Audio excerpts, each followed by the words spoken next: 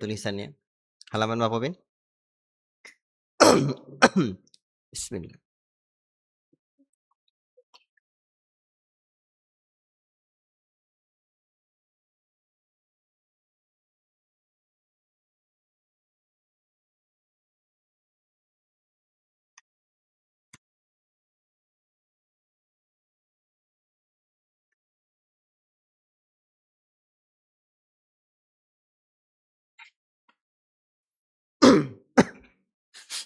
Bismillah. Assalamualaikum warahmatullahi wabarakatuh.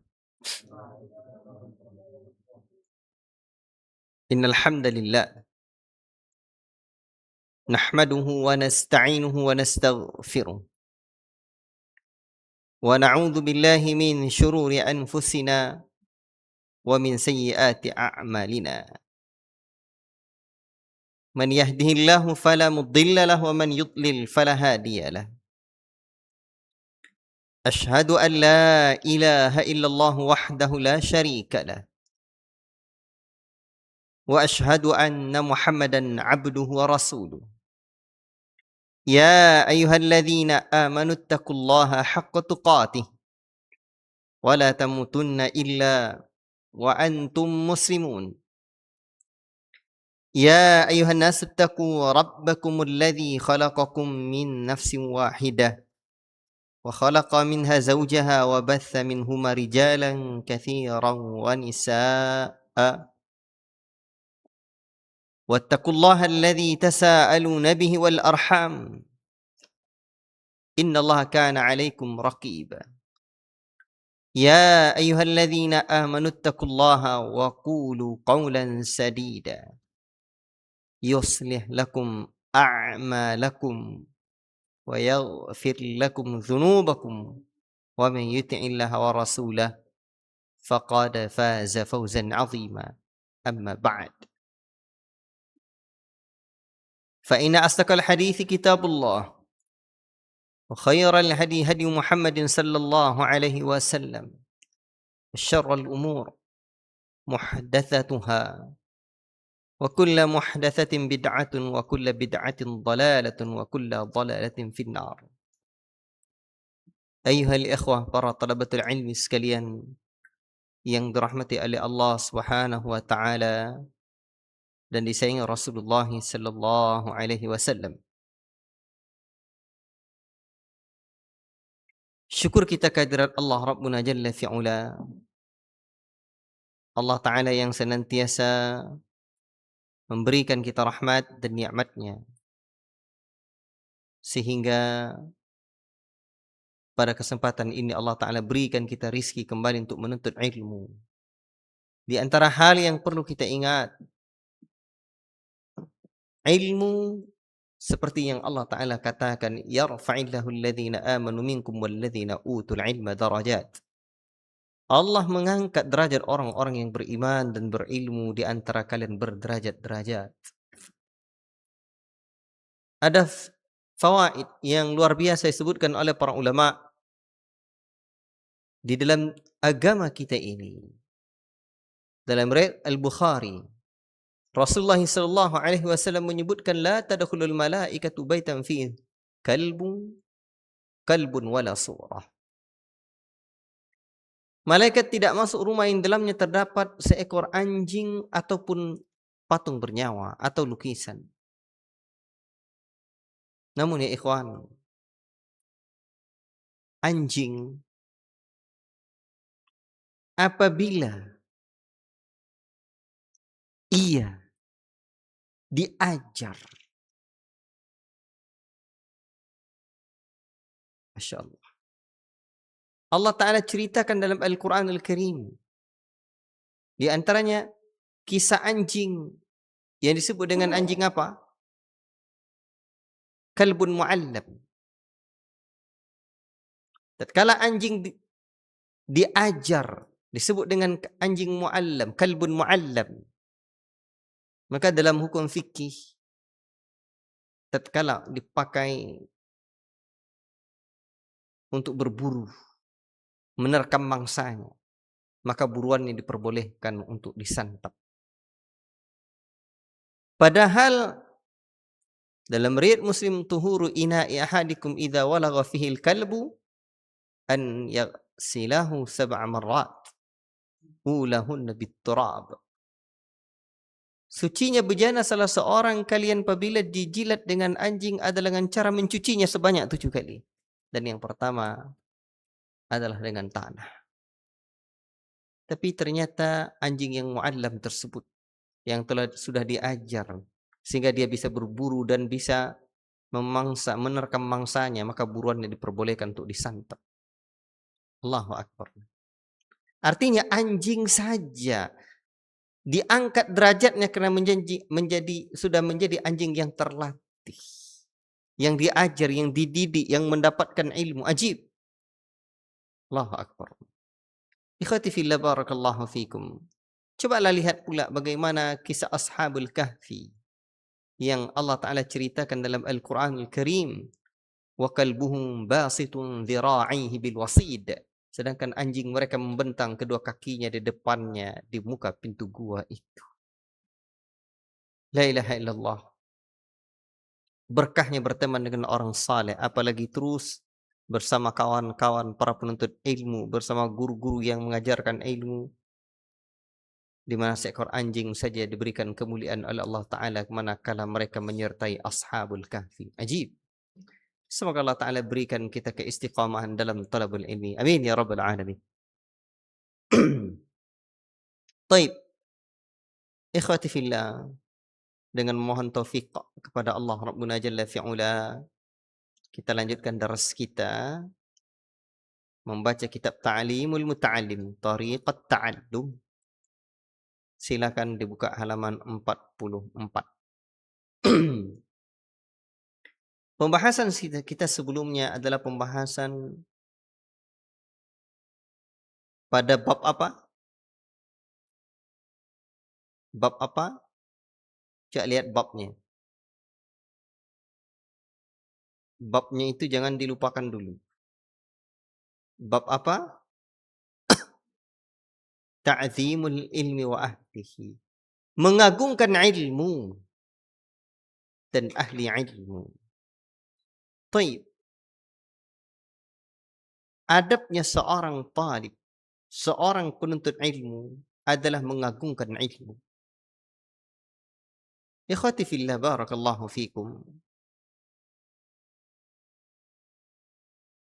Pada akhir pembahasan kita sebelum ini adalah tentang apa?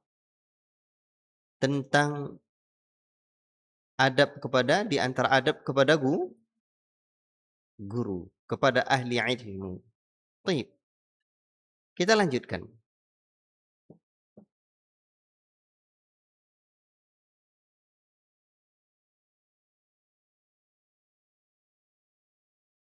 Wa min ta'zimil ilmi. Halaman berapa di situ? Sini 42.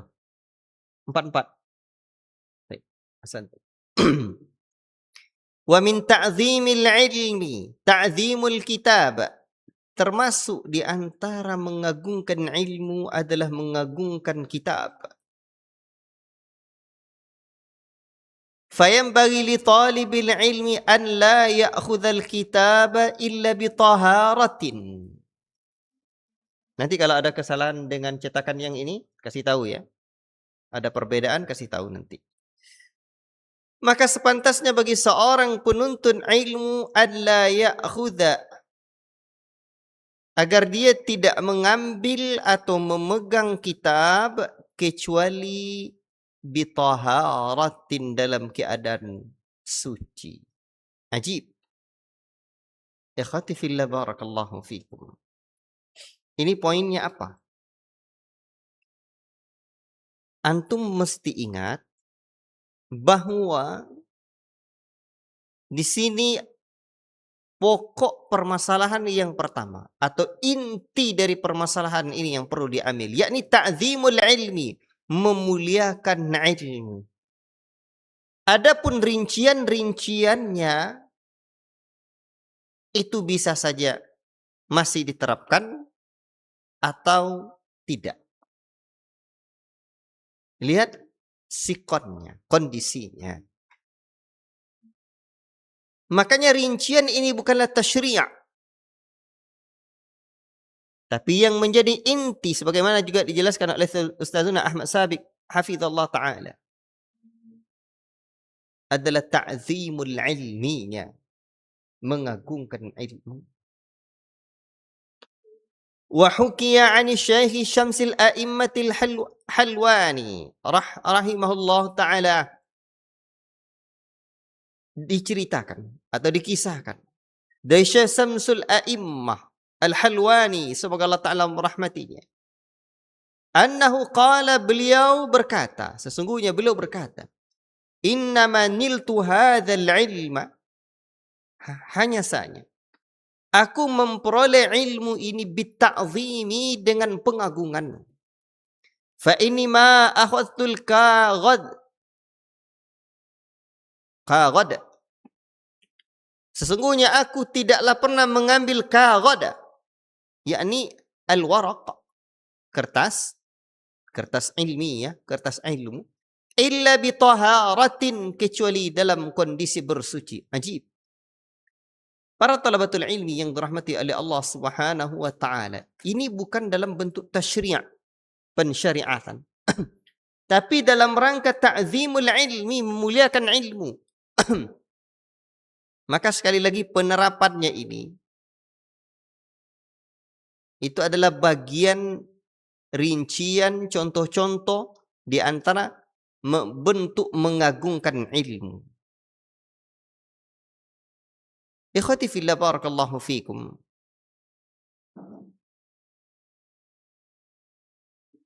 Di sini qaghad artinya kertas yang digunakan untuk menulis. Dalam istilah bahasa Persia itu qaghad. Ya. Dan ternyata di sini Syamsul A'immah Al-Halwani, beliau mendapatkan ilmu karena beliau tidak pernah memegang kitab itu melainkan dalam keadaan bersuci. Begitu pula yang dilakukan oleh Imam Malik rahimahullah. Seperti disebutkan oleh Syekh Al-Utsaimin hafizahullah taala.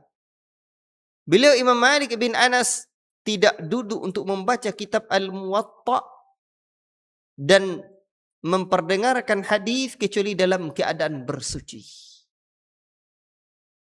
Dan ini juga yang disebutkan dari sekelompok generasi salafun salih rahmatullahi alaihim. Dan ini bagian daripada ta'zimul ilmi, memuliakan ilmu.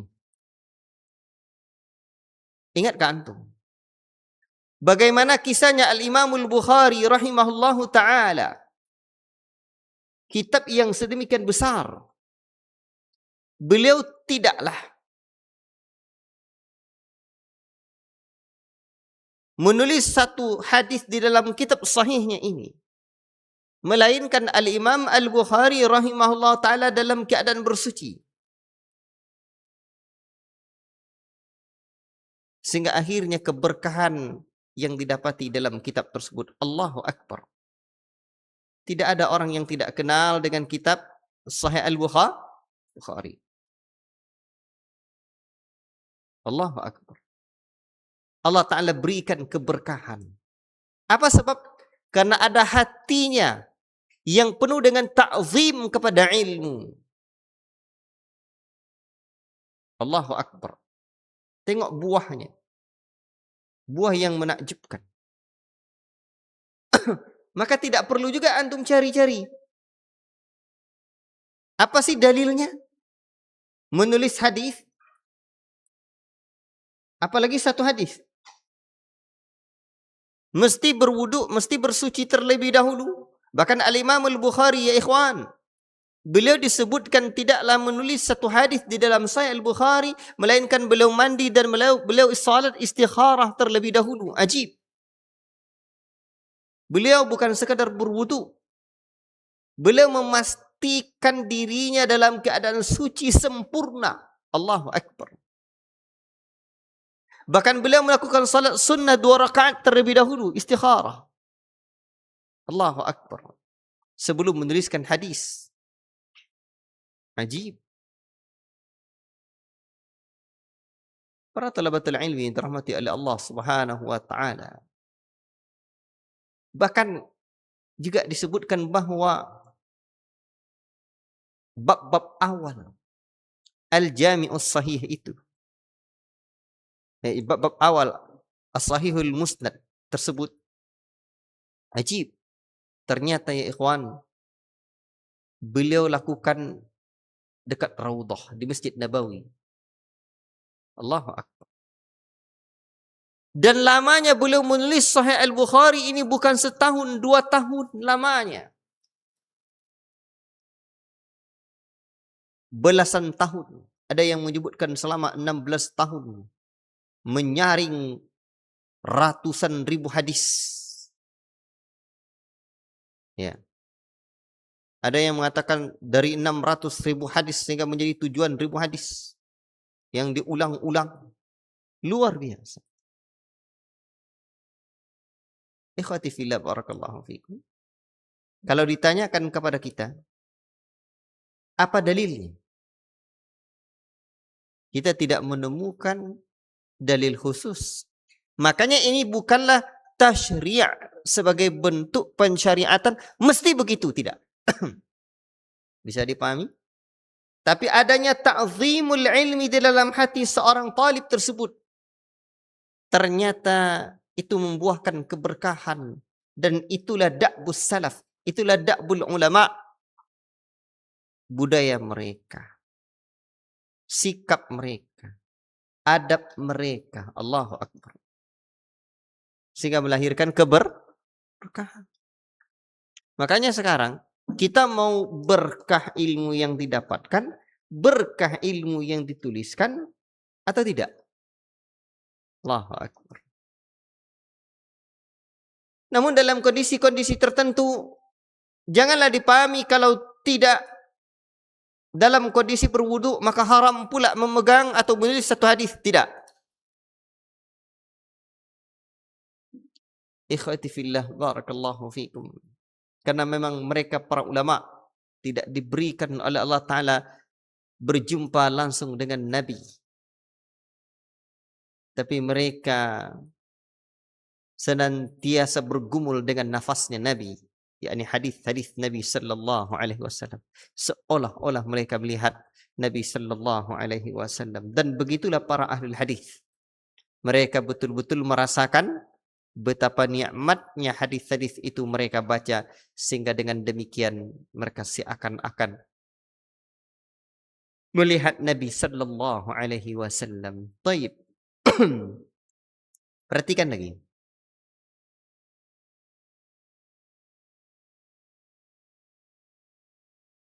Wa Syekhul Imam Syamsul A'immah As-Sarahsi kana mabtunan. Syekhul Imam Al-A'immah Asyar Khasi As-Sarahsi, beliau ini kana mabtunan. Mabtunan. Beliau ini sakit perut, ai musaban bi ishal. Ini diare ini. Fi lailatin, pada satu malam, wa kana yukarriru, dan beliau mengulang-ulang, ai yuraji'u darsahu, beliau mengulang-ulang pelajarannya, fatawadda'a, lalu beliau berwudu, fi tilkal lailati, dalam malam itu, 17 marrah, sebanyak 17 kali, li'annahu kana la yukarriru illa bitaharati, karena sesungguhnya beliau tidaklah mengulang-ulang pelajarannya, beliau tidak mau melainkan dalam keadaan bersuci. Wa hadza li'anna al-ilma nurun, karena sesungguhnya ilmu itu adalah cahaya, wal wudu'a nurun, dan wudu itu juga adalah nur, cahaya. Ajib.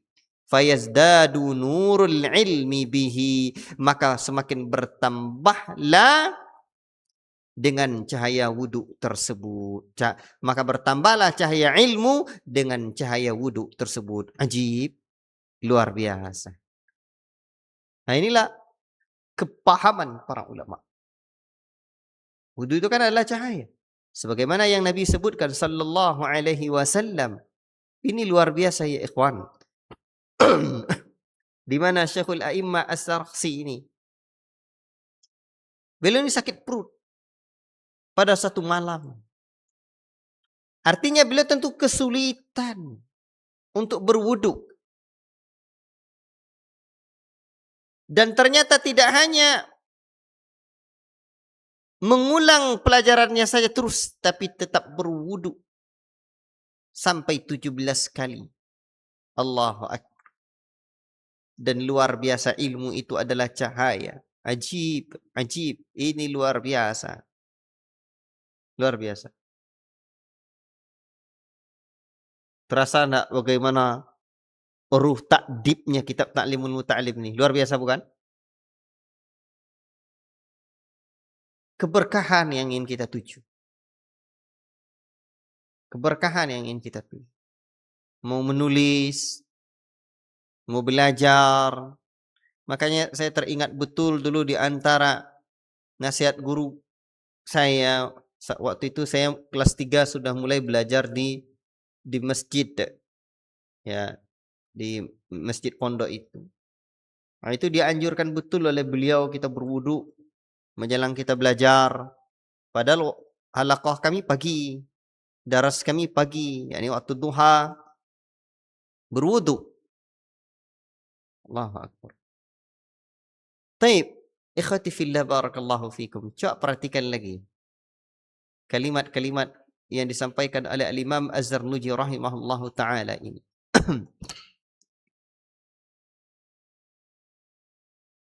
Sebentar. Adapun wudu adalah cahaya, itu jelas dalam hadis Nabi sallallahu alaihi wasallam di mana Nabi mengatakan wudu itu adalah cahaya.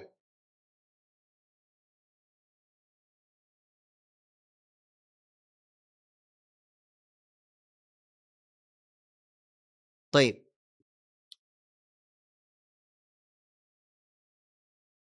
Di mana Abu Hurairah radhiyallahu taala anhu di antara hadisnya menyebutkan bahwa inna min ummati du'auna yaumal qiyam murran muhajjalina min atharil wudu. Sesungguhnya umatku akan dipanggil pada hari kiamat kelak dalam keadaan bercahaya pada wajahnya, tangannya, di kakinya, kaki mereka karena bekas wudu. Ajib. Nah, ini. Taib.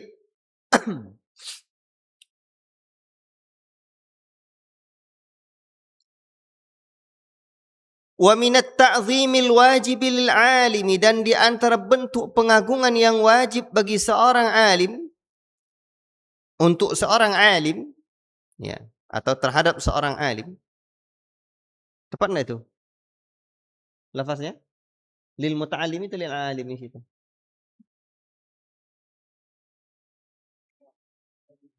Hah? Apa? Wa minat ta'zimil wajibi lil alimi atau lil muta'allimi di situ. Hah? Di kitab itu tidak ada lafaz itu. Betul? Di naskahmu ada? Di kitab tidak ada. Hah? Ini menarik ini.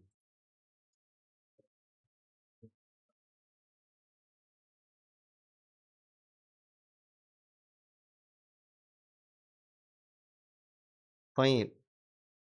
Betul nggak ada di naskah lain itu?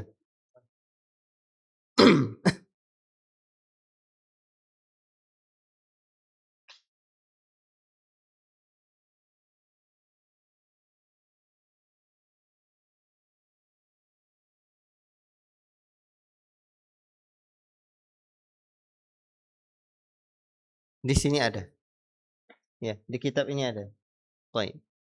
Wa minat ta'zimil wajibi lil alimi, dan di antara yang termasuk bentuk pengagungan yang wajib bagi seorang alim, alla yamudda lirrijil, alla yamudda rijla, agar dia tidak menjulurkan kakinya ilal kitabi, kepada kitab. Kitab depan kita, jangan selonjorkan kaki. Karena ilmu tersebut tersimpan di dalam itu. Wa yada'a kitab at-tafsiri fawqa sairil kutubit ta'ziman. Ini yang saya bilang kemarin. Dan hendaklah dia meletakkan kitab tafsir di atas sekalian kitab-kitab yang lain dalam rangka mengagungkan kitab tafsir tersebut. Makanya nanti rubah lagi.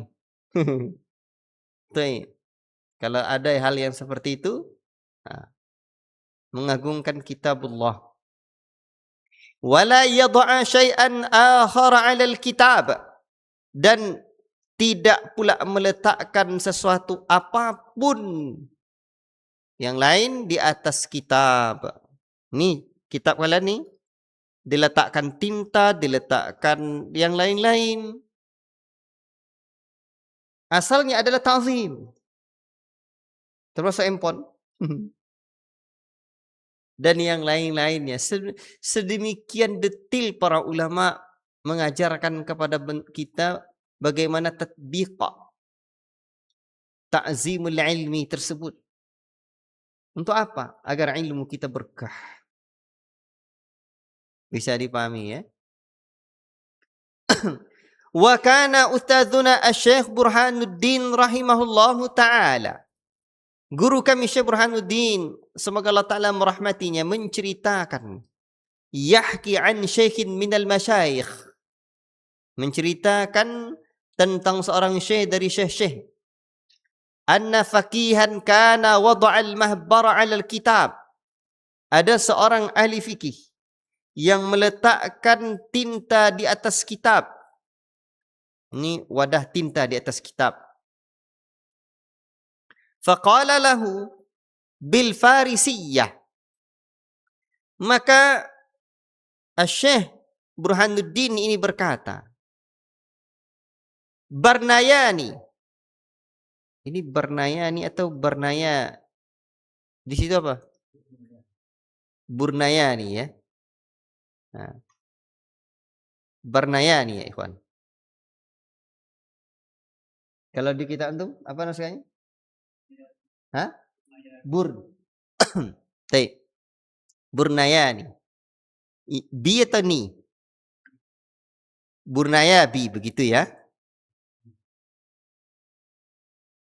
Kalau di sini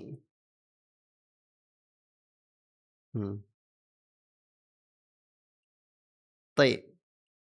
Nah, itu kan bahasa Persia, bukan bahasa Arab. Ya.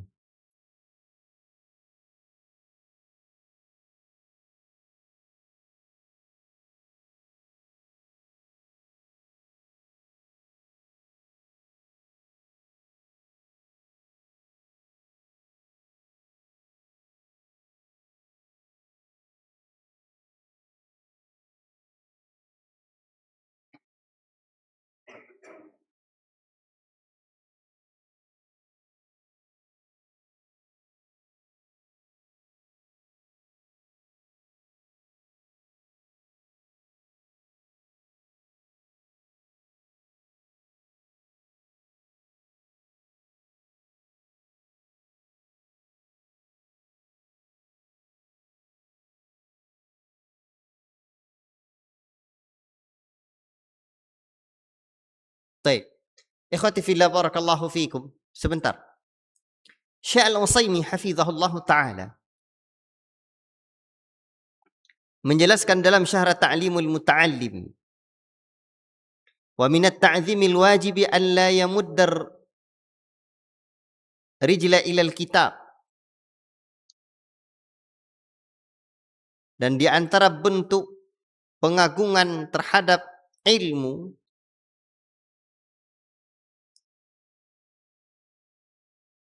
agar tidak ayamuddar rijla ilal kitab, tidak menselonjorkan kaki kepada kitab.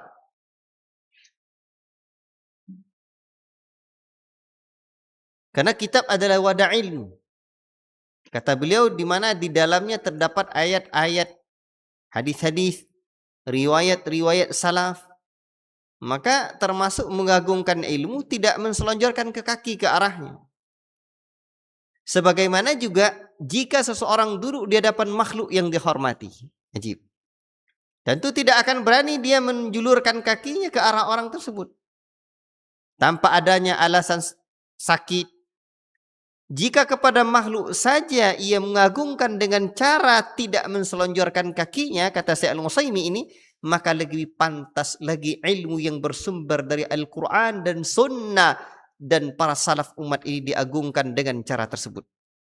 Maka janganlah, kata Syekh Al-Utsaimin, seseorang meremehkan dalam hal menjulurkan kaki ke arah kitab. Allahu Akbar. Ini menarik nih, penjelasan beliau ini. Rugi kalau kita lewatkan tadi. Untung saya lihat lagi. Taib. Ikhwati fillah barakallahu fikum. Mungkin kepada orang tua kita atau kepada orang-orang yang kita muliakan, Pak Camat misalkan, sanggup gak kita menselonjorkan kaki? Tidak, bukan? Taib. Maka lebih layak lagi yang isinya adalah Al-Quran dan As-Sunnah dan perkataan salafun as-salih untuk lebih kita muliakan. Taib. Kemudian tentu adab ini jauh lebih ditekankan lagi terhadap Al-Quran. Maka sangat tidak baik sekali bagi seorang, baik itu penuntut ilmu atau siapapun, menselonjorkan kaki atau menjulurkan kaki ke arah Al-Quran. Ya. Dan ini tanda penghinaan. Dan menjulurkan kaki itu kurang adab betul. Nah, ia telah merendahkan apa yang ada di hadapannya. Bahkan kata Syekh Al-Utsaimin hafizahullah, menjulurkan kaki merupakan tanda penghinaan dan perendahan di mata orang Arab, kata beliau.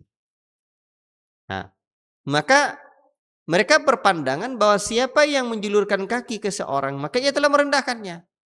Maka tidak bermudah-mudah menjulurkan kaki kecuali karena sakit atau uzur. Allahu Akbar. Ya. Jadi jika adab ini kita jaga terhadap makhluk, Al-Quran makhluk kah? Tidak. Al-Quran kalamullah. Dan mushaf tersebut adalah sesuatu yang mesti kita muliakan. Bahkan di antara fuqaha Hanafi, ada yang menganggap perbuatan tersebut sebagai kekafiran, kata Syekh Al-Utsaimin fidhallah ta'ala.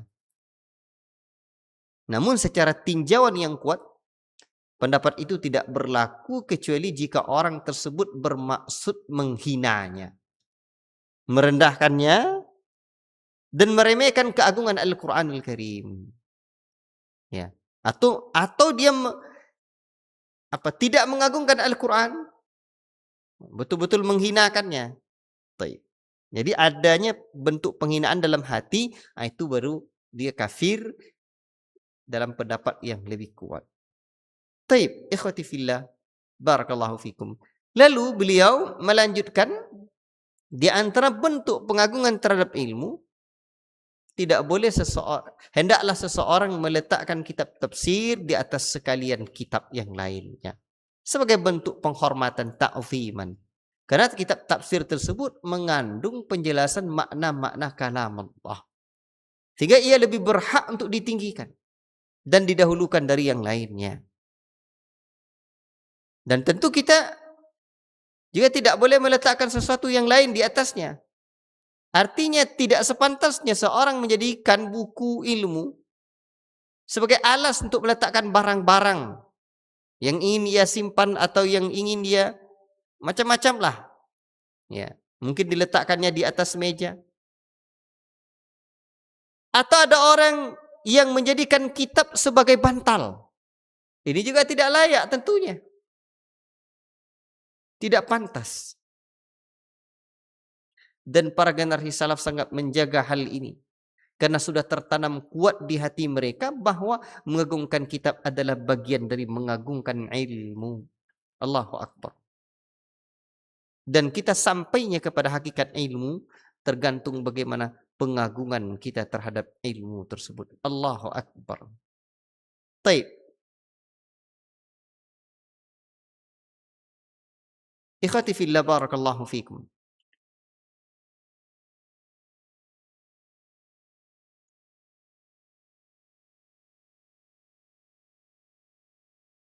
Ada riwayat tentang Abu Abdillah Ahmad bin Hanbal, disebutkan bahwa Ishaq bin Rahawai menemui beliau dengan membawa sebuah kitab di tangannya. Lalu Ishaq melempar kitab tersebut. Maka Imam Ahmad berkata dengan nada yang marah kepadanya. Apa kata beliau? Kata beliau rahimahullah, ahakadha yuf'alu bikalamil abrar? Apakah pantas begini caranya memperlakukan perkataan orang-orang abrar, orang-orang mulia? Yani kitab ini mengandung ucapan orang-orang soleh dari kalangan ahlul ilmi yang memiliki keutamaan. Tidak sepantasnya untuk diremehkan. Allahu Akbar. Rincian adab ini mungkin membuat ada orang-orang yang dangkal pemahamannya berkata, ini kan tidak diketahui adanya dalil khusus dari Al-Quran dan Sunnah.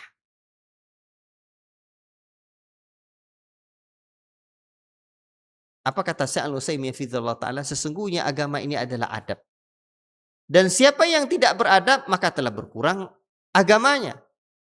Ibnu Qayyim rahimahullah ta'ala mengatakan, adab adalah lambang kebaikan seseorang, keberuntungannya dan kebahagiaannya dunia akhirat.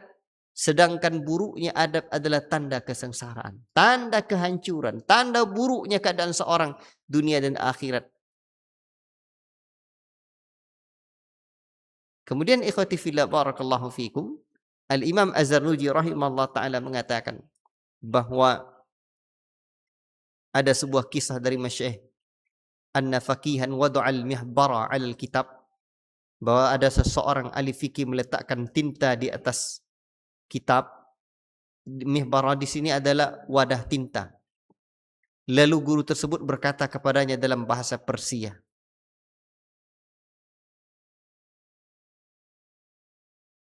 Bartiabi. Kalau di situ apa?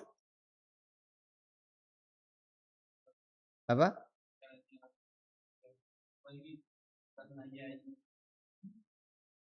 Baik, Barnayai. Baik. Baik. Jazakallah khairan. Intinya apa? Ia berkata, ai la yaji'u hadza wa la yasluhu minka. Ini tidak pantas dan tidak layak dilakukan olehmu. Maksudnya tidak layak bagimu melakukan perbuatan ini terhadap kitab. Nah, taib. Ini tidak layak untuk dilakukan. Taib. Baik, perhatikan. Itu juga tidak layak. Simak. Kemudian ikhwati fillah, beliau menyebutkan dari qadhi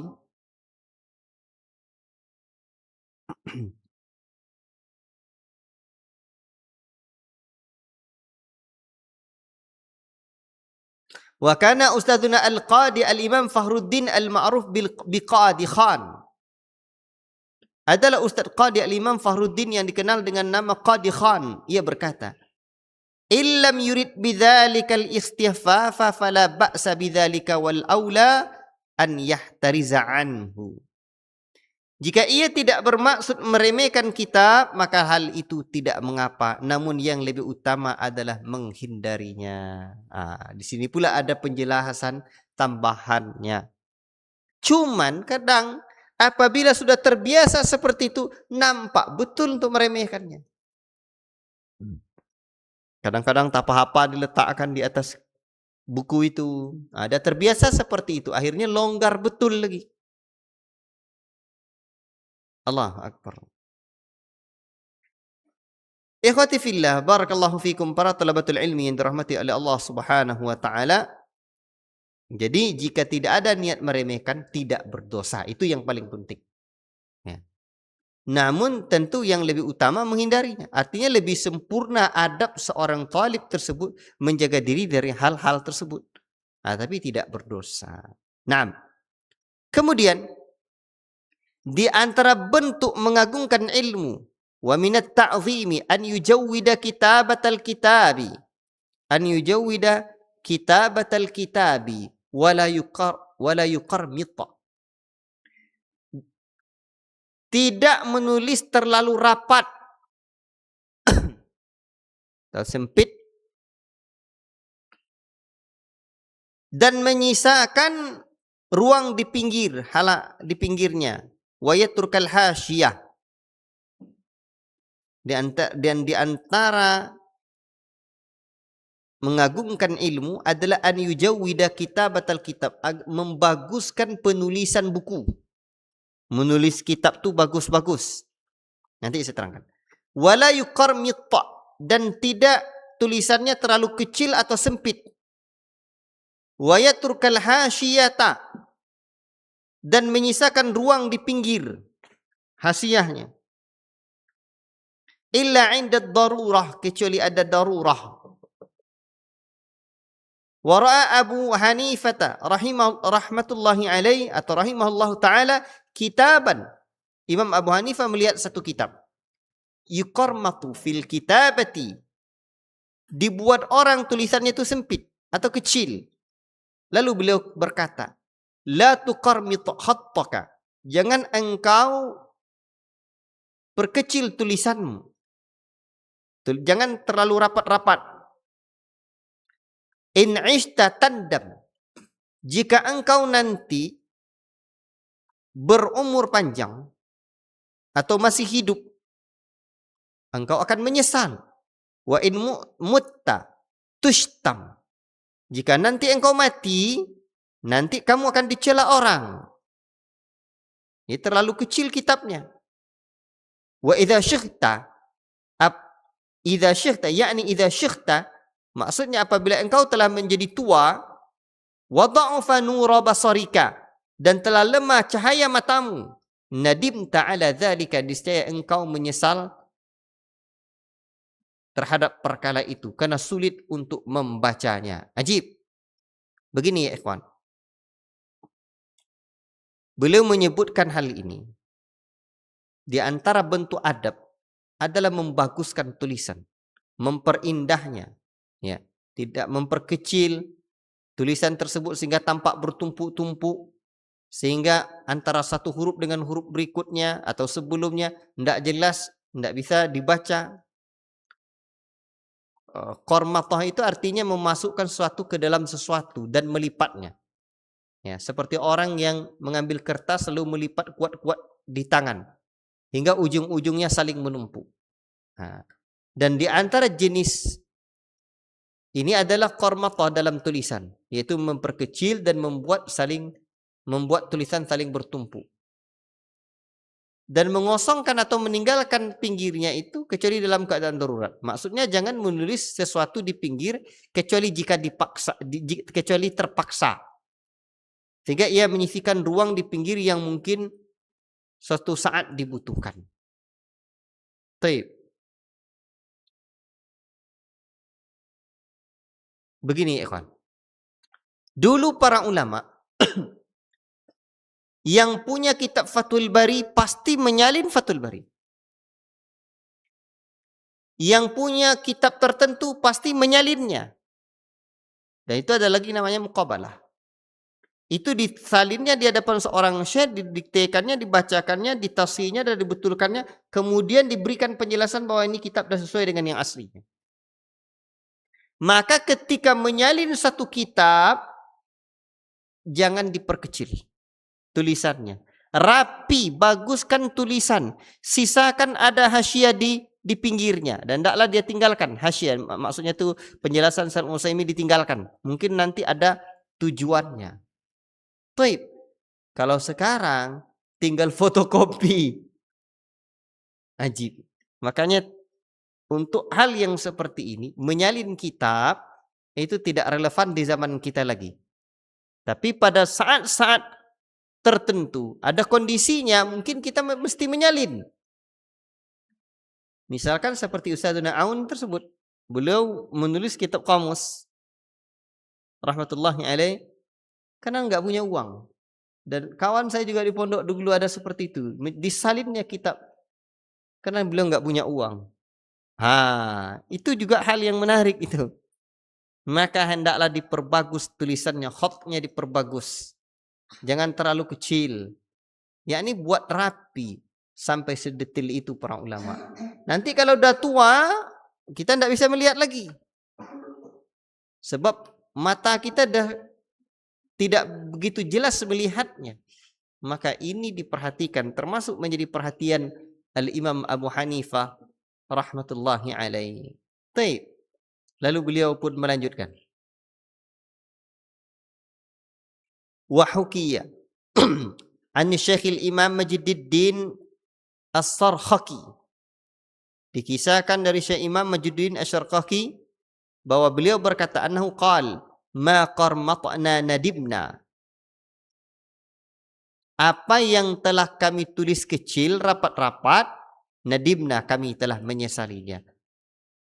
Wa man takhabna, dan apa yang telah kami ringkas secara berlebihan, nadimna, kami juga sudah menyesal.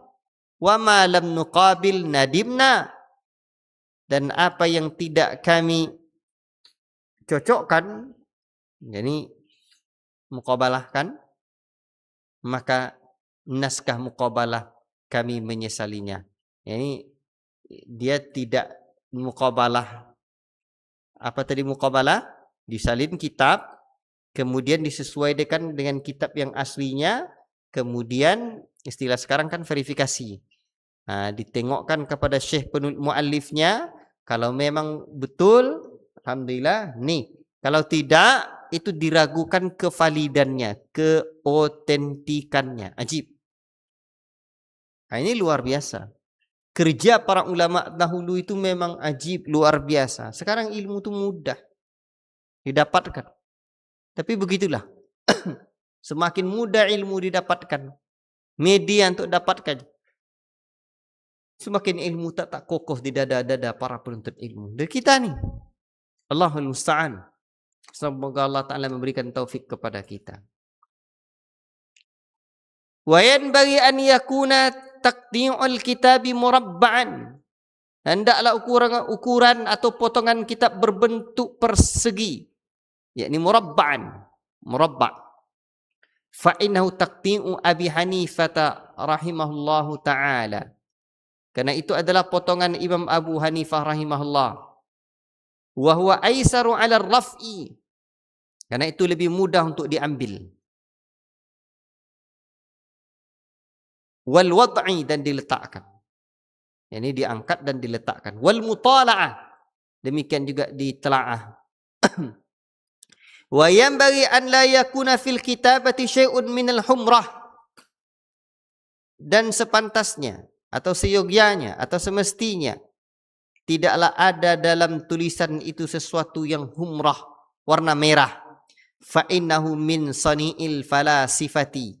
Karena itu termasuk perbuatan para filsafat, ahli filsafat. La sani'is salaf, bukan perbuatan salaf.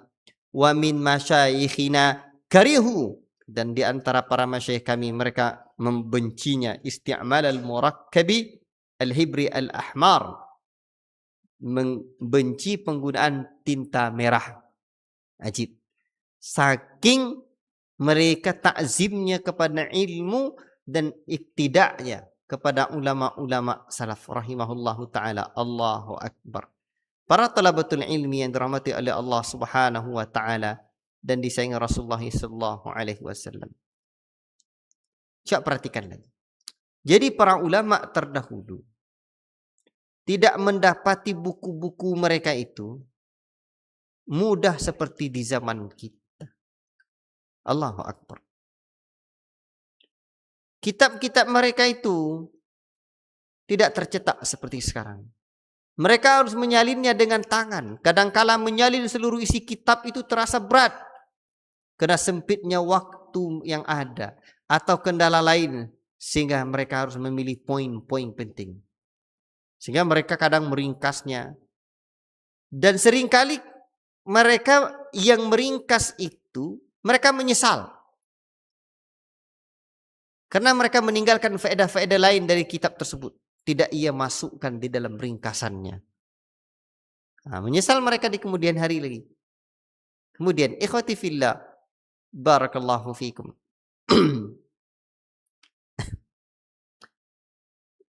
Dan Cobalah renungkan apa yang disebutkan oleh Imam Az-Zarnuji. Konteksnya di zaman beliau dan sebelum beliau. Pertama, potongan kitab ini berbentuk persegi. Maksudnya potongan kertas yang disusun menjadi kitab dibuat dalam bentuk persegi. Agar lebih ringan untuk diletakkan, dipegang, diambil, diangkat, ditelaah. Itu pada masa lampau, pada masa dulu. Adapun hari ini orang-orang tidak perlu lagi memotong kertas sendiri. Di mana mereka kertas sudah tersedia dalam keadaan sudah terpotong. Bahkan dihias dan siapkan dengan bentuk yang sempurna sekarang. Sungguh Allah telah memudahkan jalan untuk meraih ilmu. Tetapi sayang semangat manusia telah mati dan tekad mereka telah melemah. Berkata Syekh Saleh Al-Utsaimin hafizahullah taala, la ilaha illallah. Kemudian di sini seyogianya tidak ada warna merah sedikit pun.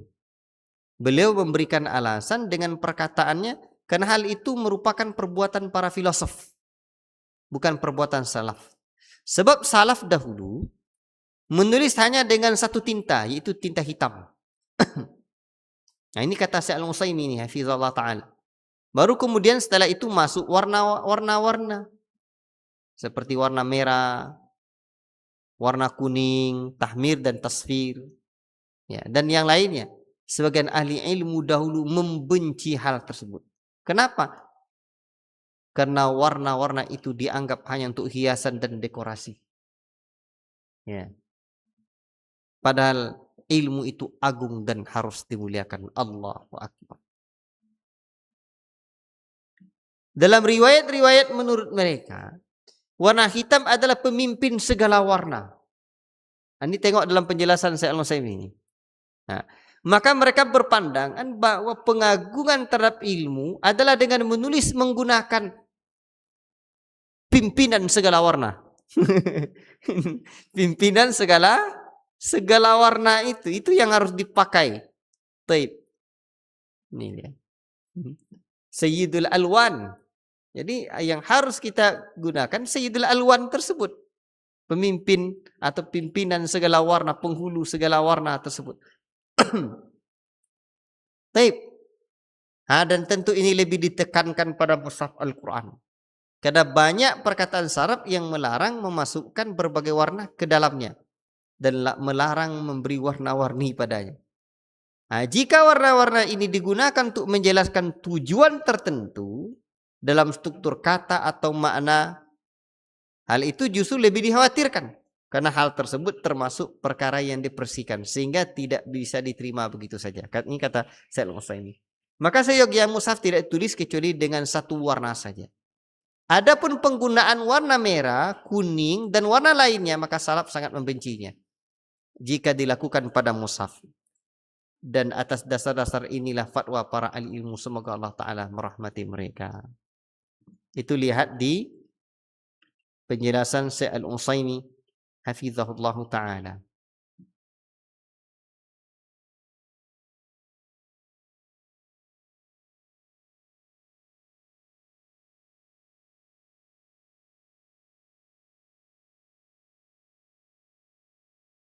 Cuman di sini memang apa ya? Di kitab-kitab para ulama sekarang kan tidak tulis dengan tangan dan tinta lagi, tapi di laptop. Matan-matan kitab itu warnanya merah. Ini masalahnya di banyak kitab-kitab para ulama. Hatta di kitab Syekh Al-Utsaimin hafizahullah taala. Hatta di kitab beliau Syarah Ta'limul Muta'allim ini kitab matan aslinya berwarna merah. Penjelasannya baru berwarna hitam. Nah, ini juga perlu ditanyakan detail lagi kepada para masyayikh kita tentang perkara ini. Tapi ini yang beliau terangkan di kitab-kitab ini. Taib. Kalau begitu ya sudah tinggalkan.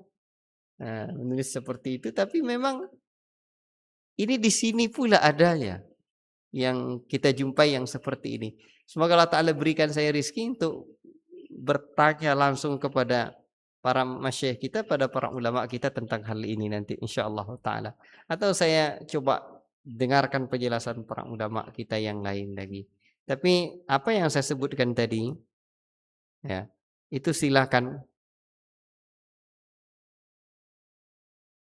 dibaca di kitab syarahnya, Syarah Ta'limul Muta'allim Syekh Al-Utsaimin hafizallahu taala. Seperti perkataan beliau di sini, "Fayambaghi alla yuktabal mushafu ila bilaunin wahidin wa amal hamra was sufra wa ghairuha minal alwani faqad karihaha as-salaf bil mushaf karahiyatan syadidatan." Ini nih penjelasan beliau nih.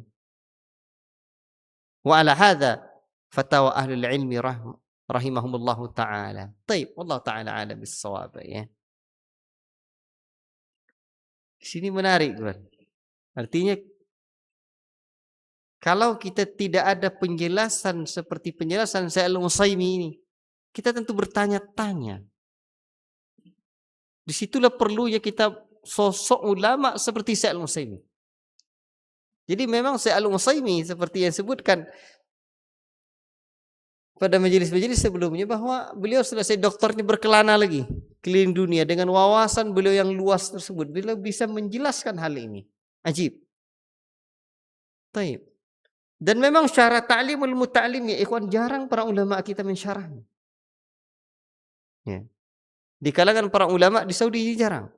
Padahal sebelum zamannya Syekh Bakar Abu Zaid, beliau kan menjelaskan bahwa beliau mendapati di negerinya ketika itu orang mengajarkan, para masyayikh mengajarkan kitab Ta'limul Muta'allim kepada para talabatul ilm. Nah, cuman sarahnya sangat jarang, masih sangat sedikit. Berbeda dengan hilya talibul ilmi dan yang lain-lainnya. Wallahu ta'ala a'lamu bissawab ya. Coba kita teliti lebih lanjut lagi, dan itu yang bisa saya bacakan dan saya sebutkan. Yang benar hanya dari Allah, yang salah dari pribadi kita. Semoga hanya kebenaran yang mesti kita ikuti. Wa sallallahu wasallama ala nabiyina Muhammad wa ala alihi wa sahbihi ajma'in. Wassalamualaikum warahmatullahi wabarakatuh.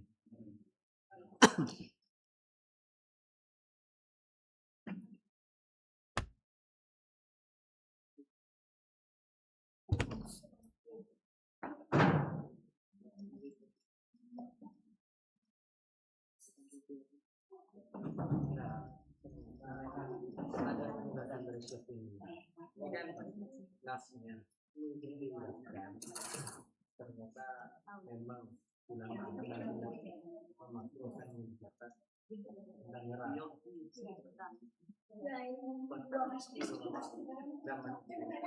Memakruhkan mencatat tinggalnya itu karena apa mulia tidak